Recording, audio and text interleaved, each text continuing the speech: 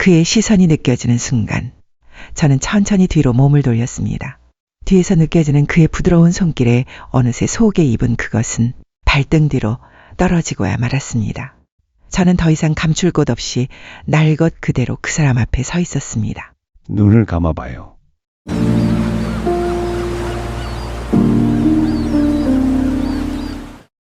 안녕하세요.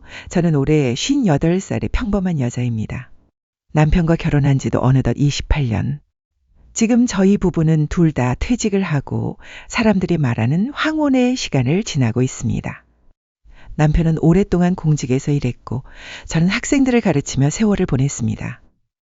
부족함 없이 살아온 세월이었지만 마음 한구석의 공허한 만큼은 채워지지 않았습니다. 아들은 외국 유학을 마치고 그곳에서 자신의 삶을 살고 있고 남편은 공직에서 일하던 시절 내내 각종 회의와 외부 일정 모임으로 하루하루를 보냈고 퇴직한 지금까지도 집에 머무는 시간보다 밖에서 보내는 시간이 훨씬 많을 만큼 늘 바쁘게 움직이고 있습니다.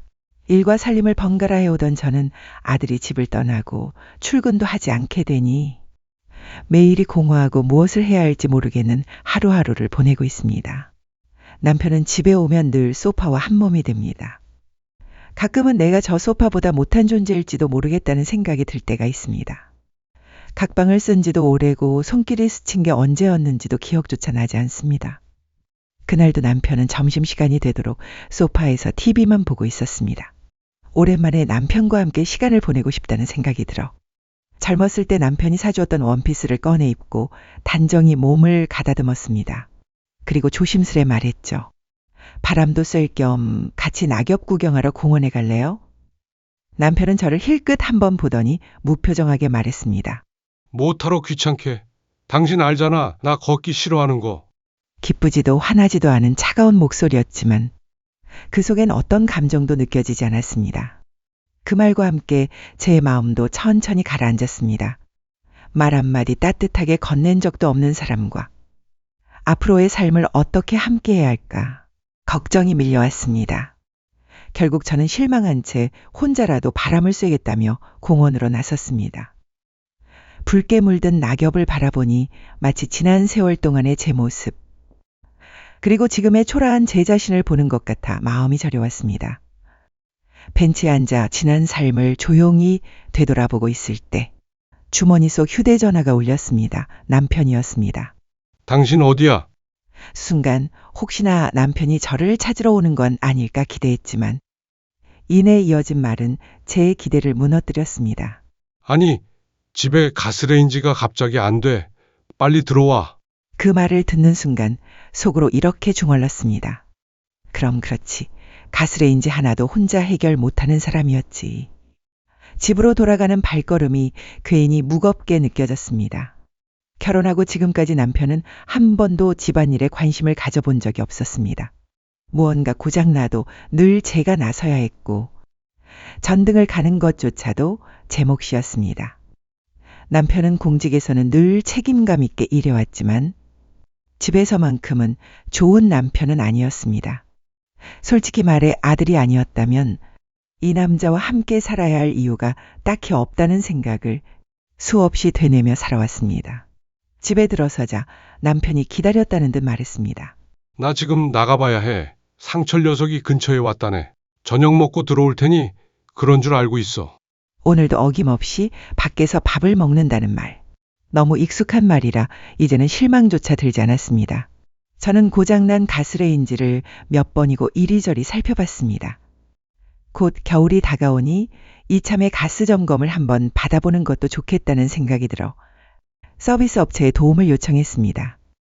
약 1시간쯤 지났을까 초인종이 울렸고 문을 열자 작업복 차림의 가스 기사님이 서 있었습니다. 안녕하세요. 가스 점검 요청하셔서 왔습니다. 정중한 태도로 인사를 건넨 그는 곧바로 점검을 시작했습니다. 이곳저곳을 살펴본 그는 이내 고개를 끄덕이며 말했습니다. 사모님, 큰 문제는 아니에요. 오래된 아파트라 부품 하나만 교체하면 됩니다. 그 말과 함께 살짝 미소 짓는 그의 얼굴을 보는데 이상하게도 그 표정에서 한 번 더 눈길을 떼지 못했습니다. 조급함이라고는 찾아볼 수 없는 태도.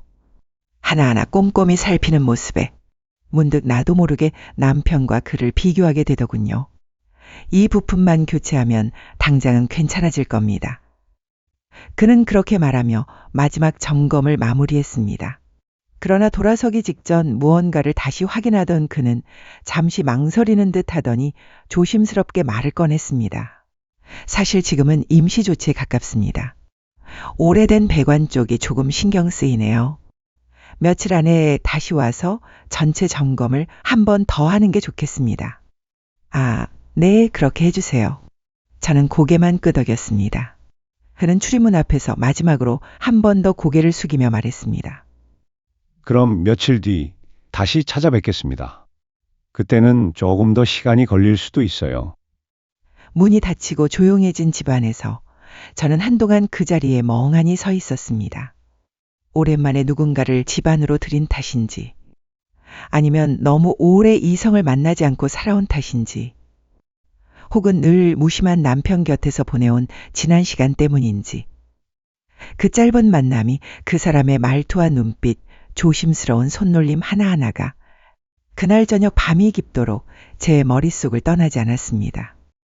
며칠 뒤 아침 일찍부터 남편은 등산을 간다며 분주히 움직이고 있었습니다. 배낭을 챙기고 신발끈을 조이며 마치 하루 일과 중 가장 중요한 일을 준비하는 사람처럼 바빴죠. 오늘 가스 재점검하러 오신다는데 당신 좀 들어줘요. 뭐가 문제인지 같이 들어봐야 하잖아요. 조심스레 말을 건넸지만 남편은 제 말에 귀를 기울이지도 않았습니다. 나 그런 거 잘 모르잖아. 알아서 좀 해. 입 밖으로 말하진 않았지만 그의 눈빛은 이미 그렇게 말하고 있었습니다. 그 무심하고 차가운 눈빛을 남긴 채 그는 급하게 현관문을 열고 나가버렸습니다. 문이 닫히는 소리가 유난히 크게 울렸고 집안에는 다시 정막만이 남았습니다. 남편이 나가고 얼마 지나지 않아 벨소리가 울렸습니다. 저는 천천히 현관으로 걸어가 문을 열었습니다. 그리고 그곳에는 이상하리만치 반가운 얼굴이 서 있었습니다. 안녕하세요. 약속드린 대로 다시 점검하러 왔습니다. 그는 처음과 똑같이 깔끔한 작업복 차림에 자상한 표정을 짓고 있었습니다. 그 미소를 보는 순간 며칠 동안 가라앉아 있던 내 마음이 조금은 환해지는 것 같았습니다. 들어오세요. 내 입에서 자기도 모르게 부드러운 목소리가 흘러나왔습니다. 그는 장비를 꺼내 다시 점검을 시작했고 나는 부엌 한켠에서 그의 움직임을 조용히 지켜보았습니다. 어쩌면 단순한 수리가 아니라 내 삶에 오래 닫혀있던 무언가를 그가 다시 살펴주는 것 같다는 생각이 들었습니다. 밸브를 살피고 압력을 재고 작은 나사 하나까지 꼼꼼히 조여나가는 그의 손길은 처음 왔을 때처럼 차분하고 성실했습니다. 오래된 배관이라 앞으로도 주기적으로 점검해 주시는 게 좋을 것 같습니다. 그의 말에 저는 고개를 끄덕이며 조심스레 말을 꺼냈습니다. 매번 이렇게 오셔서 점검을 해주시는데 차라도 한 잔 대접해도 될까요? 그는 순간 눈을 크게 뜨더니 부드럽게 미소 지었습니다. 그렇게까지 안 하셔도 되는데요. 그래도 주신다면 감사히 받겠습니다. 부엌 한켠에서 묘한 공기가 감돌고 나는 무심코 그의 옆모습을 바라보았습니다. 작업복 차림이라 화려할 것 하나 없는 모습이었지만 단정히 다듬어진 짙은 머리칼과 이마를 따라 흐르는 굵은 이마선이 그의 얼굴을 한층 단단하고 믿음직스럽게 보이게 했습니다. 살짝 굽은 콧날과 진중해 보이는 눈매는 오랜 세월을 성실히 살아온 사람만이 가질 수 있는 차분함을 풍기고 있었고 작업으로 거칠어진 손등조차도 이상하리만큼 따뜻해 보였습니다. 그는 조용히 잔을 들어 한 모금의 차를 마셨고 그 순간 살짝 내려앉은 속눈썹 아래에서 번진 미소가 괜스레 마음 한구석을 건드렸습니다. 따뜻한 차 한 잔을 대접받아 본 지 얼마만인지 모르겠네요. 마음까지 따뜻해지는 기분입니다. 그는 그렇게 말하며 미소를 지었고 그 눈빛은 어딘가 모르게 깊고 그윽했습니다. 그 시선을 마주하자 내 마음 한구석도 따뜻하게 데워지는 듯 했죠. 별것 아닌데요. 요즘 날씨가 쌀쌀해져서 그런지 괜히 따뜻한 걸 더 찾게 되는 것 같아요. 저는 낮고 잔잔한 목소리로 대답하며 그의 눈을 조심스레 바라보았습니다. 잠깐의 눈맞춤이었지만 그 안에 흐르는 온도는 분명 전과 달랐습니다. 마치 우리 사이의 거리가 한순간에 바뀐 듯한 느낌이 들었습니다. 남편분이랑 사이가 좋으신가 봅니다. 거실 탁자 위에 놓인 가족 사진을 바라보던 그가 조심스럽게 물었습니다. 저는 잠시 멈칫하다가 조용히 웃으며 대답했습니다. 이젠 좋고 나쁨을 따질 나이도 지났죠. 그냥 함께한 세월을 떠올리며 살아가는 거예요. 그 말은 제 의도와 다르게 저도 모르게 오래 마음속에 담아두었던 속마음의 한 조각을 드러낸 것이었습니다. 괜히 어색해진 분위기를 풀고 싶어 이번엔 제가 먼저 입을 열었습니다. 와이프분은 좋으시겠어요. 남편이 이렇게 다정하시니. 그는 제 말을 잠시 음미하듯 조용히 바라보다가 깊은 숨을 내쉬며 뜻밖의 말을 꺼냈습니다. 사실 오래전에 아내는 제 곁을 떠났어요. 목소리는 담담했지만 그 안에는 짙은 외로움이 묻어 있었습니다. 지금은 비록 혼자지만 바쁘게 일하다 보면 외롭다는 감정조차 조금씩 무뎌지는 것 같아요. 그의 눈빛은 멀리 과거를 바라보는 듯 했지만 그 안에는 아직 다 아물지 않은 상처와 고요한 쓸쓸함이 서려 있었습니다. 잠시 침묵이 흘렀습니다. 그도 나도 괜히 말끝을 망설이며 눈빛으로만 서로의 마음을 살피는 듯 했죠. 사실 이런 일을 하다 보면 사람들과 스쳐 지나가기만 하는 경우가 많아요. 그런데 이상하게 오늘은 그냥 그렇게만 지나치기 싫네요. 순간 놀라움과 당황스러움이 뒤섞여 심장이 빠르게 뛰었습니다. 그저 흘러가던 내 일상 속에 이렇게까지 마음을 흔드는 말을 들을 줄은 몰랐습니다. 그 순간 마음 한켠에서 오래 눌러두었던 무언가가 꿈틀거렸습니다. 단 한 번쯤은 경계를 넘어보고 싶다는 낯선 충동이 조용히 피어올랐습니다. 그날만큼은 이성보다 감정이 이끄는 대로 그 순간의 흐름에 몸을 맡기고 싶었습니다. 저도 그래요. 그 말이 입 밖으로 새어나오는 순간 내 마음이 이렇게 쉽게 흔들릴 줄은 몰랐습니다. 한동안 꾹 눌러왔던 무언가가 터져나오는 듯 했죠. 그의 눈빛이 잠시 내게 머물더니 조용히 다가와 낮은 목소리로 말했습니다. 그렇다면 이 시간을 그냥 흘려보내지 않아도 되겠네요. 그 말에 숨이 멈춘 듯 가슴이 두근거렸습니다. 돌이킬 수 없는 무언가가 시작된 느낌이었습니다. 그는 천천히 다가와 저를 창가 쪽으로 이끌었습니다. 점점 가까워지는 그의 숨결에 심장이 요동쳤고 그의 얼굴이 눈앞에 다가올수록 숨이 막힐 만큼 떨렸습니다. 저는 끝내 눈을 감았습니다. 두려움이 아니라 오래 눌러두었던 감정이 벽을 넘어오는 순간이었죠. 그 순간만큼은 현실에서 벗어나고 싶다는 간절한 마음뿐이었습니다. 그리고 시작된 강렬한 입맞춤. 그 한순간에 서로의 마음이 숨길 곳 없이 드러났습니다. 그의 시선이 느껴지는 순간 저는 천천히 뒤로 몸을 돌렸습니다. 뒤에서 느껴지는 그의 부드러운 손길에 어느새 속에 입은 그것은 발등 뒤로 떨어지고야 말았습니다. 저는 더 이상 감출 곳 없이 날 것 그대로 그 사람 앞에 서 있었습니다. 눈을 감아봐요. 뒤에서 들려온 그의 부드러운 목소리가 귓가를 스쳤고 곧 따뜻한 그의 기운이 제 깊은 곳까지 천천히 스며들었습니다. 그 순간 참아왔던 숨이 나도 모르게 길게 흘러나왔습니다. 그날 우리는 서로의 마음을 조심스럽게 열어보이며 오래도록 잊고 지냈던 떨림을 함께 느꼈습니다. 그가 떠난 집안은 다시 고요해졌지만 내 마음만은 더 이상 예전과 같지 않았습니다. 그가 남기고 간 따뜻한 온기와 시선이 아직도 내 피부 위를 맴도는 듯 생생하게 남아 있었습니다. 나는 소파에 조용히 앉아 눈을 감았습니다. 방금 전까지 이곳을 채우던 그의 숨결과 온기가 떠올라 심장이 다시 한번 두근거렸습니다. 그날 이후부터 저는 이상할 만큼 그를 기다리게 되었습니다. 문득 문 앞의 발자국 소리에도 전화벨이 울릴 때에도 혹시 그가 아닐까 마음이 먼저 반응했습니다. 일상이 조용히 흐르고 있었지만 그 속에서 제 마음은 조용히 흔들리고 있었습니다. 그의 미소, 그의 목소리, 그 모든 것이 어느새 제 하루의 일부가 되어버렸습니다. 며칠이나 지났을까요? 딩동하는 초인종 소리와 함께 문 앞에 작은 봉투 하나가 놓여 있었습니다. 무슨 일인가 싶어 의문을 품은 채 봉투를 열어본 순간 손이 덜덜 떨리고 심장이 멎는 듯 했습니다. 그 안에는 낯선 사진 몇 장이 들어 있었습니다. 사진 속 배경은 분명 우리 집 주방이었고 거기에는 내가 그 남자와 함께 있는 장면이 고스란히 담겨 있었습니다.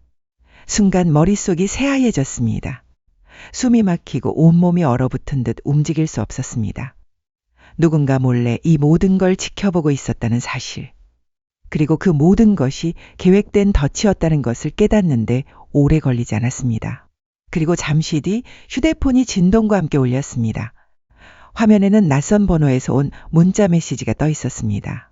우리의 사랑을 사진에 담아봤어요. 아름답지 않나요? 당신은 이제 저를 벗어날 수 없어요. 내일 오후 3시에 다시 찾아가겠습니다. 거부한다면 사진이 당신 남편에게 가게 될 겁니다. 손끝이 차갑게 식어갔습니다.